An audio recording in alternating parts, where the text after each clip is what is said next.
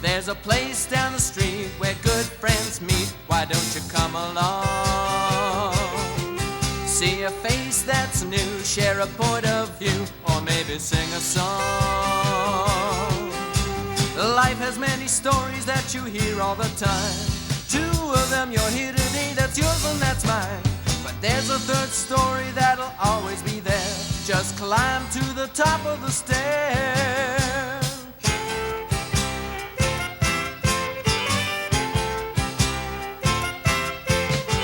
Life has many stories that you hear all the time. Two of them you'll hear today, that's yours and that's mine. But there's a third story that'll always be there. Just climb to the top of the stair. Climb to the top of the stair.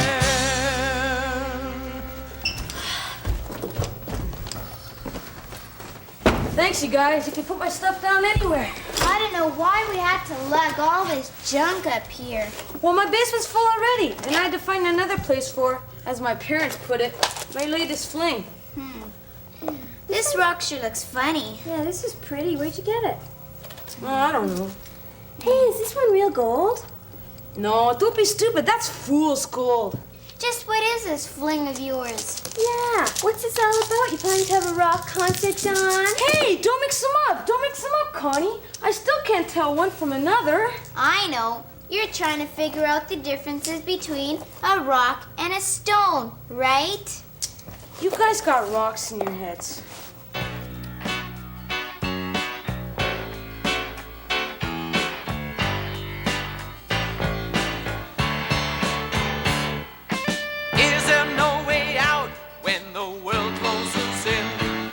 You're trying to cope, but don't know where to begin. No, there's no way out, but there is a way through. God is your hope, just let Him be there with you. When you're bombing out at school,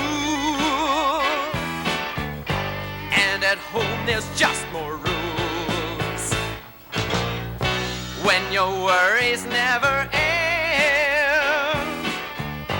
know that Jesus understands. Is there no way out when the world closes in? When you're trying to cope but don't know where to begin? No, there's no way out, but there is a way through. God is your hope, just let Him be there with you. When the kids who have it all start you feeling kinda small, when you think that life's unfair, know that Jesus came to care. Is there no way out when the world closes in? When you're trying to cope but don't know where to begin? No, there's no way out, but there is a way through. God is your hope, just let Him be there with you. 'Cause we all have worn a frown. We can help when someone's down. Just like Jesus cares for you, can care for someone too.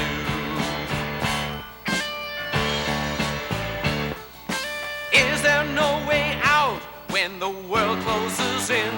When you're trying to cope but don't know where to begin? No, there's no way out, but there is a way through. God is your hope, just let Him be there with you.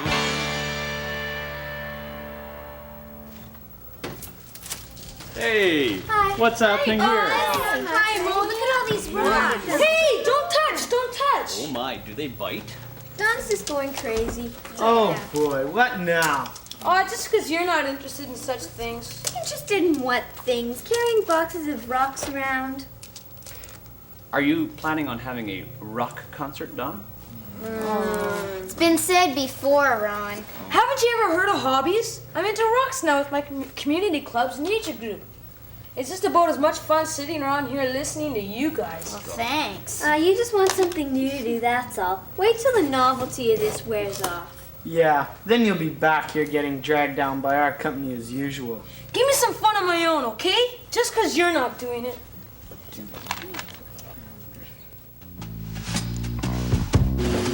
If you want to be different, you shouldn't have to feel bad about it.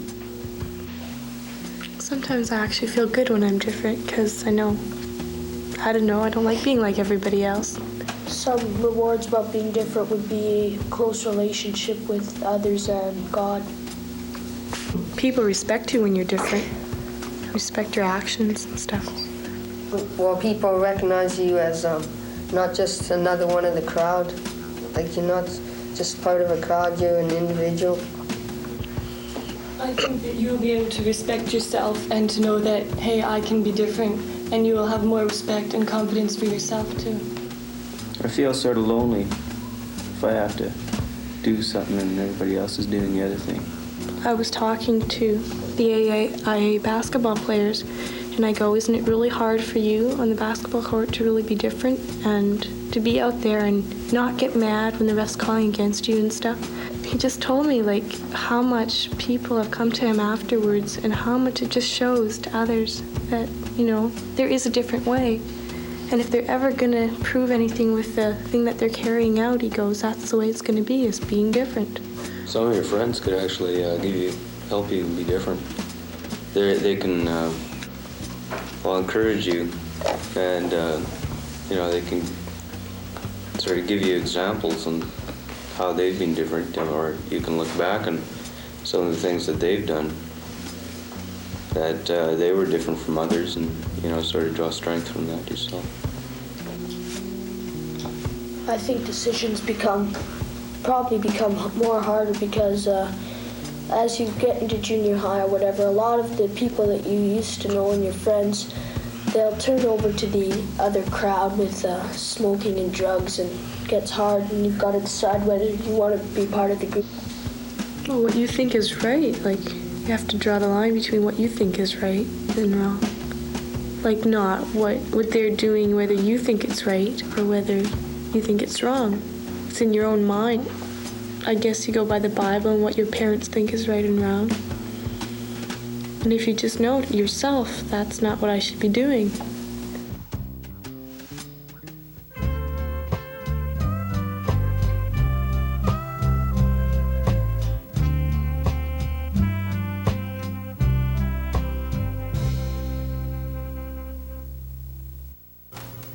Ron? Yeah? Are you going to a festival at the new shopping center? No, what's happening? Everything. It's gonna be a blast. Yeah. Yeah, they're gonna have this group there singing and contests and everything. Yeah. I guess all the kids are going. Yeah, of course. Not quite, Kelly. Have you checked with him yet? You mean Don? I thought he was going to join us. Don't have time for that then. That's the weekend my group's going out to the country. Oh, come on, Dawn. You can miss one little meeting. Sure I can miss it, but I don't want to. Boy, ever since you took up that stuff, you're always running off somewhere else. Yeah, why can't you be like the rest of us?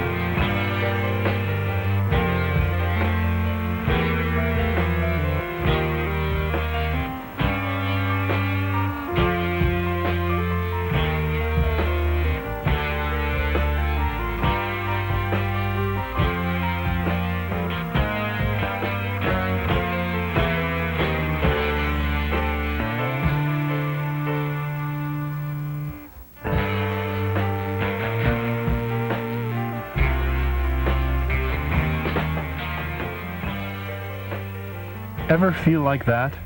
Pushed in every direction, pulled apart, squeezed into molds? It happens a lot to people.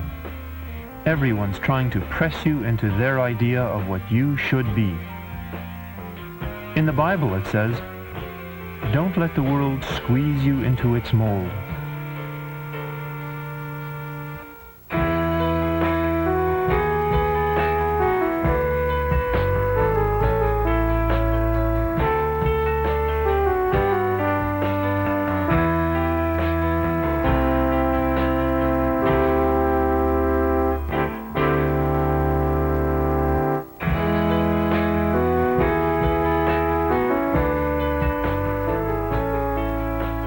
There is a different way. Put your life into God's hands. He knows what's best for you. Let Him remake you.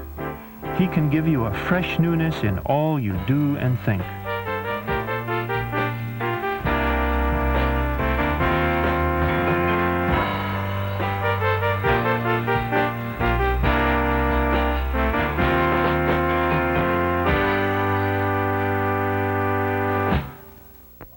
Don, why are you so taken with this rock club? Oh, it's just something that appeals to my outdoors nature, I guess. It's new, and I'm learning stuff. And you get to go out a lot more instead of just hanging around. You always liked hanging around before. What's wrong with it now? Nothing's wrong with it, Byron. It's just that my hobby's more important to me now. Well, you're sure not much fun this way. Why don't you join me, and maybe you'll start to see what I mean. The rocks are mostly with you, Don. When you eat that tasty salmon sandwich, do you ever think of what you can learn from a fish? The king salmon goes through great difficulties when it returns to its birthplace to mate and lay its eggs. It needs a lot of strength and determination to tackle obstacles.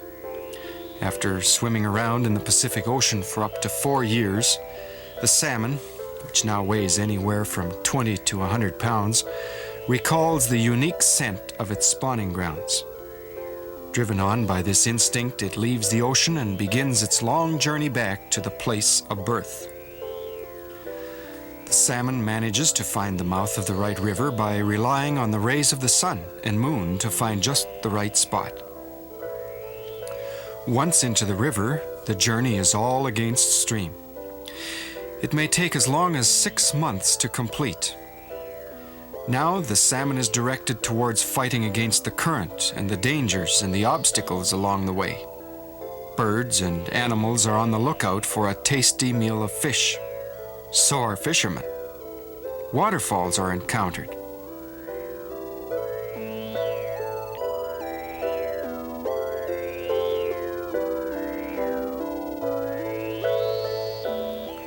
With skillful flops of its powerful tail, the salmon leaps up to 15 feet up the side of the waterfall.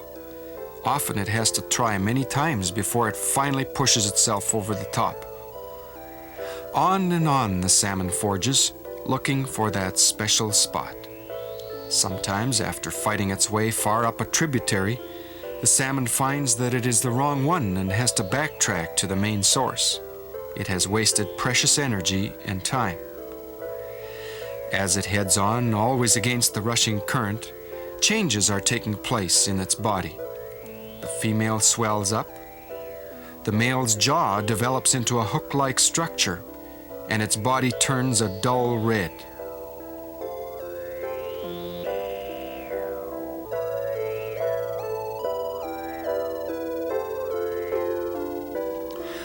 Finally, that special spot is reached. The one where a few years ago life for the salmon began. The male now makes use of his hook-like jaws to wage vicious fights over territorial rights. At the same time, the female forms a trench in the gravel for her nest. When all is settled, the female lays her eggs, up to 30,000 of them. The male stays right with her and fertilizes the eggs as soon as they are laid. Then the female covers them with sand and gravel.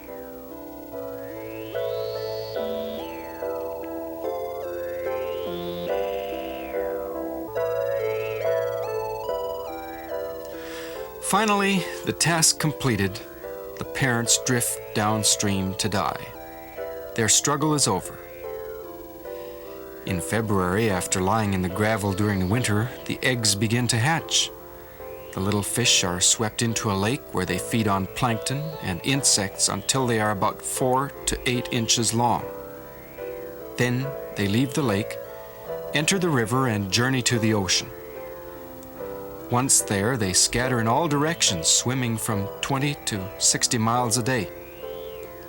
They must spend the next few years preparing themselves for that time when they too will have their turn at the long, hazardous journey that is necessary in order to pass life on to the next generation.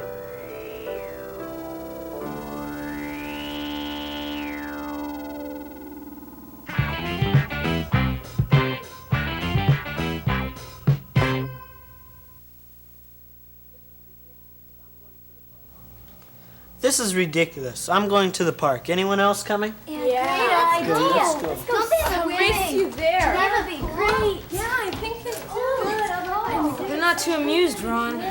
I guess they're just not too into it. I just wish they'd get off my back. You know, Don, everywhere you go, you're going to find people who put you down because you're not part of the bunch. I think it's really smart of you to stick to your hobby. Don't let other people squeeze you into what their idea of your interest should be. You know, right now you're only missing out on what other people are doing, but there may come a time when you have to stand up against something that's wrong or stand for something that's positive. In the Bible, there's an account of a man who had to do exactly that. His name was Noah. Wasn't he the guy who made the ark and got all the animals in the ark and floated That's them right, away? exactly. God saw that none of the people around Noah loved him the way Noah did. He had sent good gifts to them all. He had sent them good crops, healthy children, good times. In fact, he had given them their very life. But instead of thanking God, they neglected to thank him. They even became more wicked all the time. Now, Noah was very different. He tried to do the things that God would want him to. In fact, Noah was constantly thankful to God. One day, God came to Noah with a plan. He said, you know, I have to destroy these people because they're so terribly wicked. I'm going to destroy them all except you and your family if you listen to what I say. I want you to build a boat that's so big that your family can live in it together with all the animals, because I'm going to send a flood. Well, Noah listened carefully to God's instructions, and it suddenly seemed strange to him because here on dry land, a boat, it didn't make sense. But he trusted God's word, and he set to work. No one had ever seen a boat of that size in that day. In our terms today, it would be about the size of 75 houses. Well, Noah's neighbors came up to him to observe what was happening, and you can imagine how strange they thought it was. What is this big boat you're going to be building, Noah? You expect strong enough winds to blow you across the whole dirt here in the desert? And they laughed and laughed and laughed. While Noah was building, he spent a lot of time talking to the people. He told them about God, about God's plan, and how God was good and intended the best for them. But they only laughed and became more wicked all the time. Years went by, and Noah built on. But you know, finally when the boat was finished, according to God's instructions, Noah and his family and all sorts of animals went into the boat. It must have looked very, very strange. But the strangeness went away very quickly as soon as the rain started to come down. It just poured, rained and rained and rained, and the water started to come up. All the people outside of the boat lost their lives, but Noah, his family, and all the animals in the ark were safe because he had listened to God, even though it was hard for him. He stood alone and listened to God. It was sure tougher for Noah than it is for me. Yeah, it's always worthwhile, though, to do what God wants us to, even if it means to stand alone.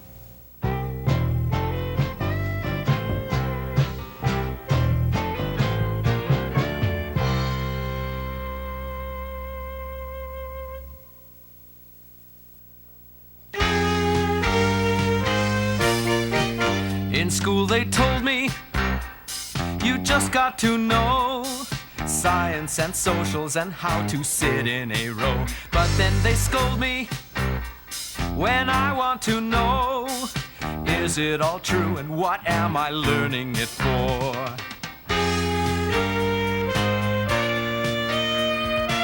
Open my eyes, there is much more to see, something more real and more free. Open my eyes, there is much more to see, something more real and more free. Downtown they told me, put on a good show, play the right music, make sure you wear the right clothes. They try to mold me, I want to say no. Isn't there some other better way I can go?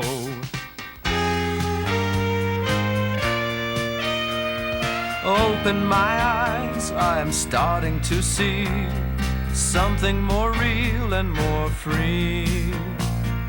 Open my eyes, I am starting to see something more real and more free. Have we rejected the truth of God's plan? All of his purposes for the world and for man. Well, Jesus showed me what God had in mind, living and dying in perfect love for mankind. Open your eyes, are you starting to see something more real and more free? Open your eyes, are you starting to see something more real and more free? Something more real, something more real.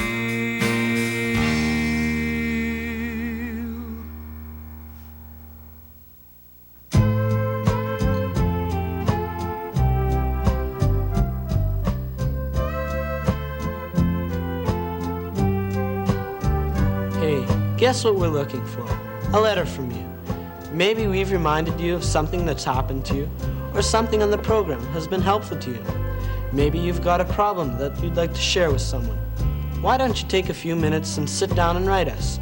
And when you do, we'll send you a special Third Story magazine full of stories and songs from our Third Story programs.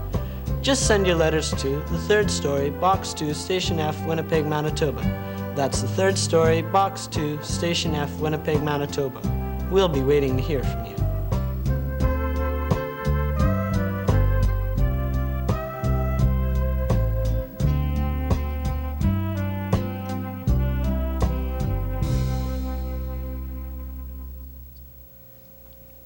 That story is a really interesting one. Yeah, it was really good. Hey, listen, I haven't had a chance to look at your rocks. Why don't you show them to me? Oh, okay, Ron. What are these shiny ones? How come they're so much shinier than the other ones? Oh, you see, I put them in a tumbler, right? Yeah. And it makes them shiny. How long do they stay in that? Oh, around 4 weeks. 4 weeks? Boy, if I was in one, I'd be as shiny as all get out. This is a really interesting one. That's quite a large one. Yeah. Guess where I got it from? Where? Well, see, this girl I know of, she was snorkeling, and Yeah. she brought it out of this lake. No kidding. Must have been in some giant tumbler in the bottom of the lake. I don't know. Not quite, eh?